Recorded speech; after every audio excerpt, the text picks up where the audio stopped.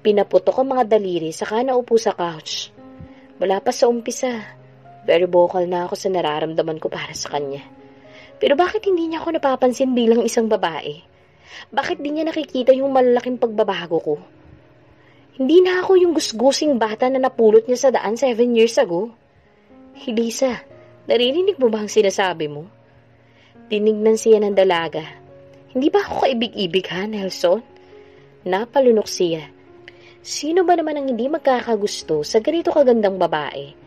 Pero kilala niya si Lucas.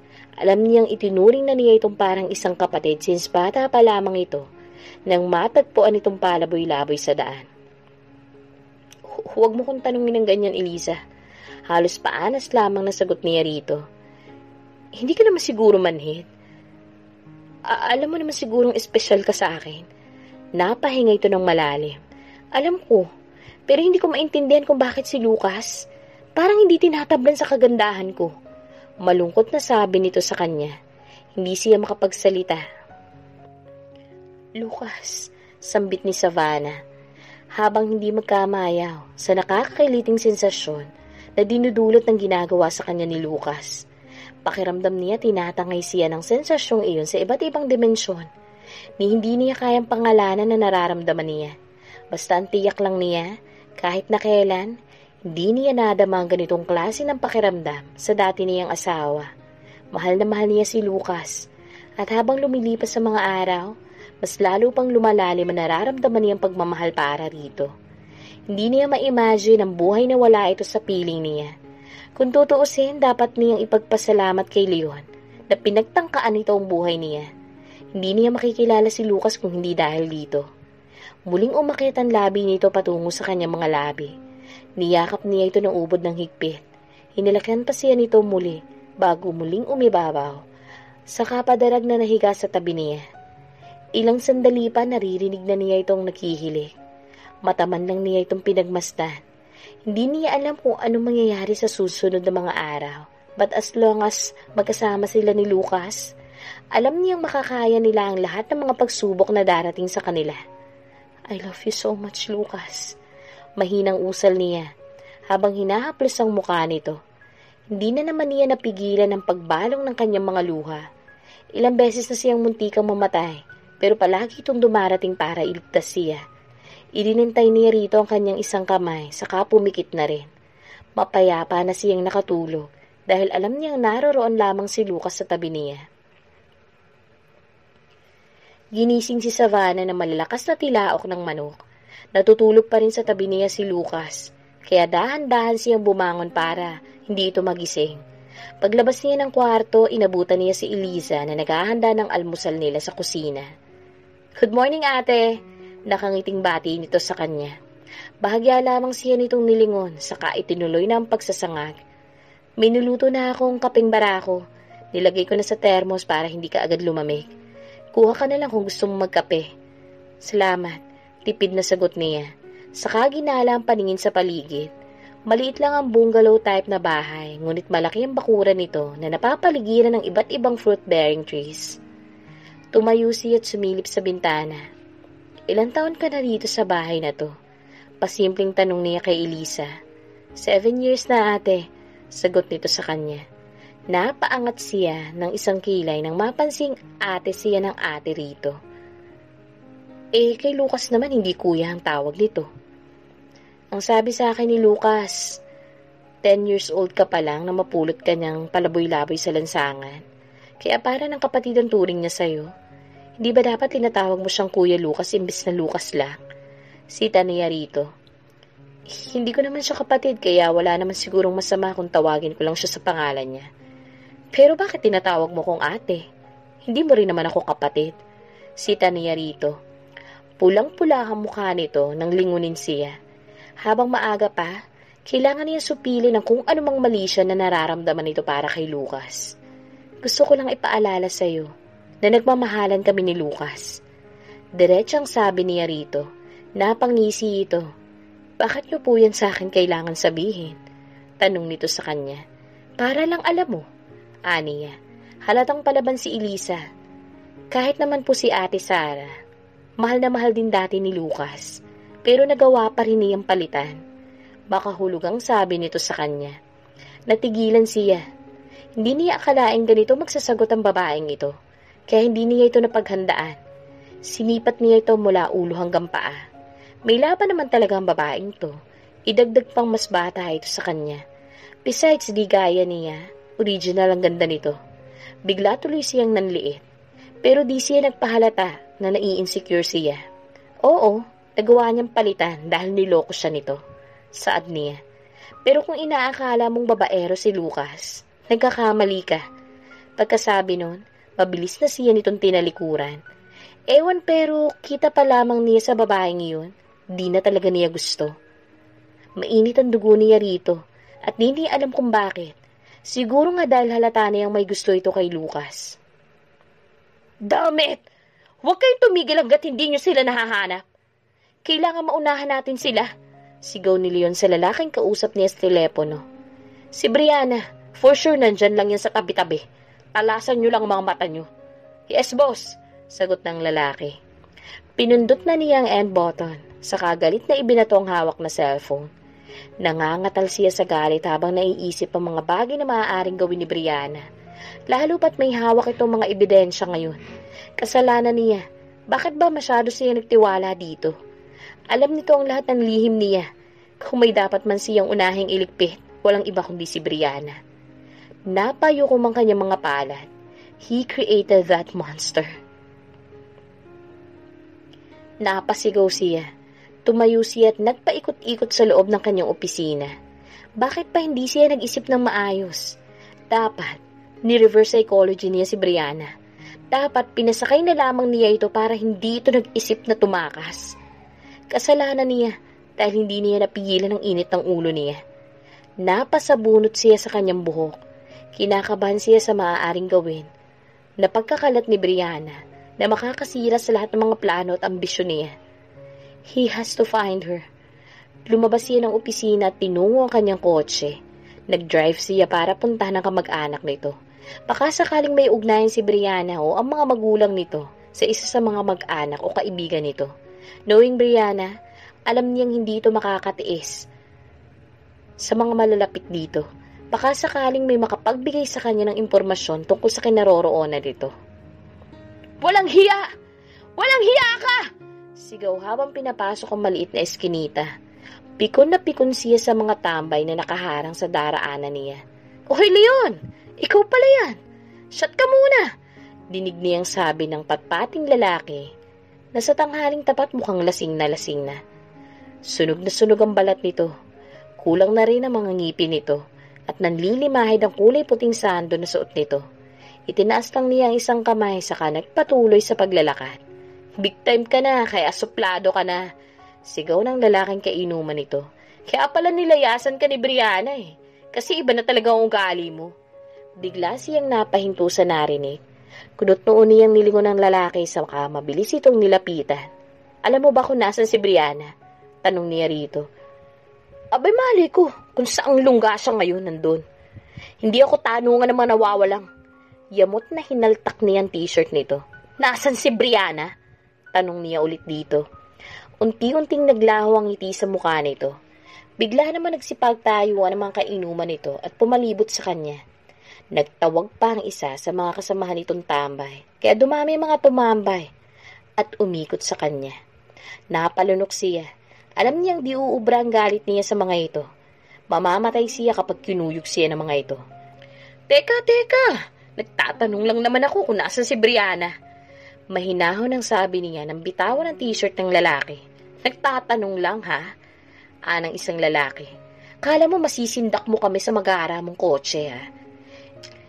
Isinuntok nito ang kanang kamay sa kaliwang kamao. Hindi mo kami magugulat oy. Nagkakaisa kaming lahat dito. Kaya wag na wag mo kaming yayabangan. Wait! Na-misinterpret nyo lang ako. I'm sorry. Pilit ang ngiting sabi niya. Pasensya na. Na-stress lang ako dahil kahapon ko pa hinahanap si Brianna. Alam niyo naman siguro kung gaano ko siya kamahal, di ba?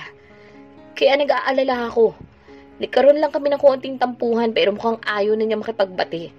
Kaya pasensya na kayo kung napagbuntanin ko kayo ng init ng ulo ko. Pagsisinungaling niya. Tumukot siya ng lilibuhin sa kanyang wallet at binigay sa mga ito. Ito, dagdag nyo sa pang-inom nyo.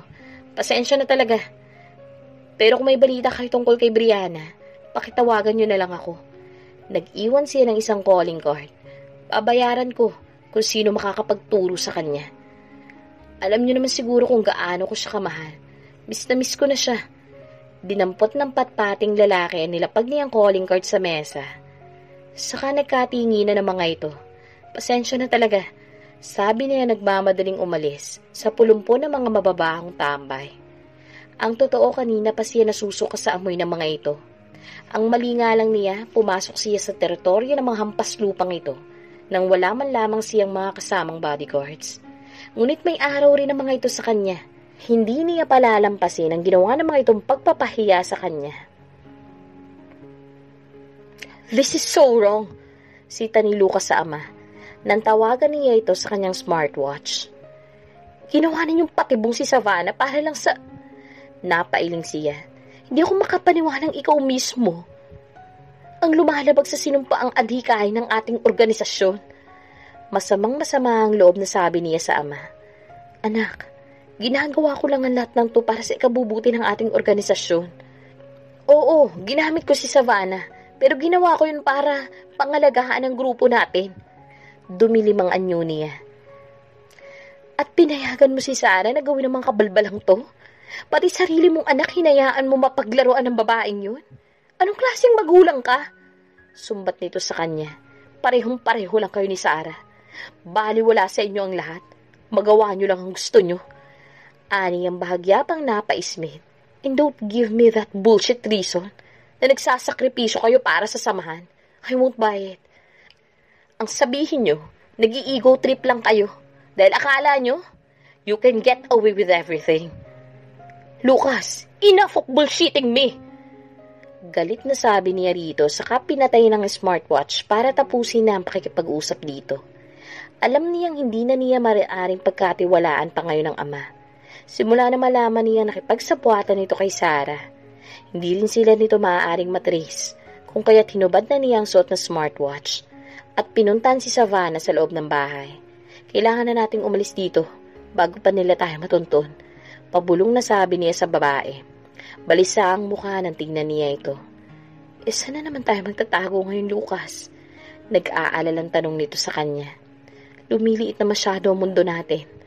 Bahala na. Babalikan natin si Brianna. Kakailanganan natin siya ngayon. Sabi niya rito. Saka hinawakan ito sa isang kamay. Let's go. Palabas na sila ng bahay nang tawagin sila ni Elisa. Aalis na naman kayo? Kailangan. Tipid lang na sagot niya, saka dumiretso na sa paglalakad. Hawak ang kamay ni Savannah. Alam niyang hindi na sila maaari magtagal dito, lalo pat hindi niya alam kung anong tumatakbo sa isip ng kanyang ama ngayon. Hindi na rin niya alam kung sino ang kanyang mga tauhan na maaari niyang pagkatiwalaan. Mas mabuti nang wala na lamang siyang pagsabihang iba pa ng kanyang mga plano. Gagawin niya ang lahat para protektahan si Savannah. Niisip pa lamang niya may mawawala sa kanya. At yun ay si Savannah, parang dinudurog na ang puso niya. Mamamatay na muna siya bago ito mapahamak. Hindi maintindihan ni Savannah kung sino na naman ang kailangan nilang takasan. Ngunit hindi na siya nagtatanong pa kay Lucas. Nagtitiwala na lamang siya dito. Basta kasama niya ito, alam niya magiging okay rin ang lahat. Bagamat napapagod ay hindi siya nagrereklamo. Para rin naman sa kaligtasan nila ang ginagawa nilang ito. Nang makarating sa bayan, sumakay sila ng bus patungong Maynila. Doon sila pumesto sa pinakadulong upuan. Pagkaupo, isinandal niya ang kanyang ulo sa balikat ni Lucas. Hanggat maaari, ayaw niya mapaghalataang napapagod siya. Ngunit hindi niya mapigilan ang antok na nararamdaman kung kaya't napaidlip siya. Napanaginipan pa niya si Leon. Sa kanyang panaginip, sinasakal raw siya nito. Halos mamatay raw siya sa sobrang higpit ng pagkakasakal nito sa kanya. Wala siyang lakas para lumaban. Sumisigaw siya ngunit walang boses na lumalabas sa kanyang lalamunan. Savannah, naramdaman niya may pumipisil sa kamay niya. Pagmulat ng mga mata niya, parang takot na napatingin siya kay Lucas.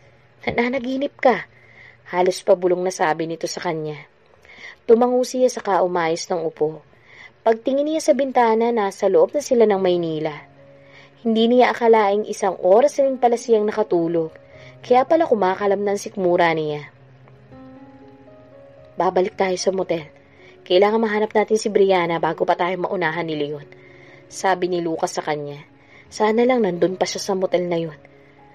Palagay mo ba mapapagkatiwalaan natin siya? Nag-aalalang tanong niya dito. Dapat siya makipagtulungan sa atin kung gusto niyang maligtas ang buhay niya. Sagot ni Lucas sa kanya. May pait sa mga labing napangiti siya. Mahal na mahal siya dati ni Leon.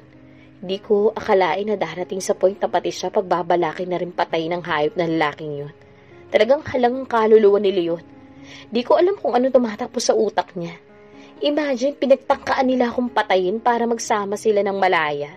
Pagkatapos ngayon, napahinga siya ng malalim. Demonyo na talaga ang lalaking yun. Kasing demonyo ni Sarah. Hindi nagsalita si Lucas. Halatang malayo ang tinatakbo ng isipan nito. Nag-aalalang tinignan niya ito na matiim. May problema ba? Hindi ko alam kung gaano kalalim ang involvement dito ng father ko, Savannah. Matapat na sabi nito sa kanya. Kaya sana wag na wag kang magtitiwala sa kahit na kanino. Kailangan natin maging maingat dahil hindi natin alam kung sinong tunay nating kaaway. Tumango siya. At pakiusap ko rin sana. Wag na wag kang basta-basta magdedesisyon nang hindi ko nalalaman para hindi tayo mapapahamak. Tumango ulit siya. Dinala nito ang mga labi sa kanyang kamay. Makikipag-cooperate ka lang sa akin para walang mangyaring aberya.